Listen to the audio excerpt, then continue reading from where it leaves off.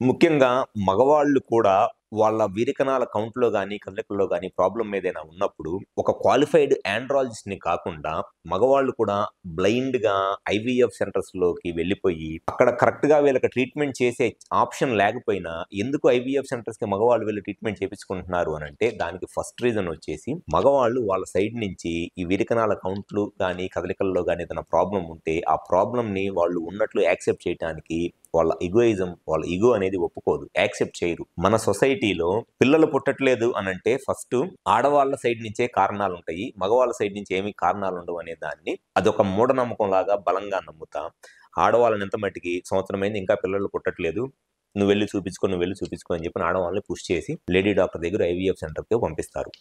అక్కడ ఉండే lady doctors IVF సెంటర్స్‌లోనూ చాలా స్మార్ట్‌గా ఒకసారి మీ హస్బెండ్‌ని కూడా తీసుకొని రండి అని అంటారు. వాళ్ళ హస్బెండ్‌ని కూడా తీసుకొని వచ్చి స్పెర్మ్ కౌంట్ చేసిన తర్వాత ఈ సెమినాలిసిస్‌లో ఏదో ప్రాబ్లమ్ ఉంది అని చెప్పేసని వాళ్ళకి ఏమీ తెలియకపోయినా ఆ లేడీ డాక్టర్స్‌కు ఐవీఎఫ్ సెంటర్స్‌లోనూ వాళ్ళకేదో మగవాళ్ళ సైడ్ నుంచి వీరికణాల కౌంట్ కదలికలకి ప్రాబ్లమ్‌కి కారణం ఏంటో ఏమీ తెలుసుకోకుండా ప్రతి దానికి అవసరం లేని టెస్టులు చేపించుకుంటా, పనికిమాలిన మల్టీవిటమిన్ టాబ్లెట్స్ వాడతా సంవత్సరాలు టైం వేస్ట్ చేస్తున్నారు.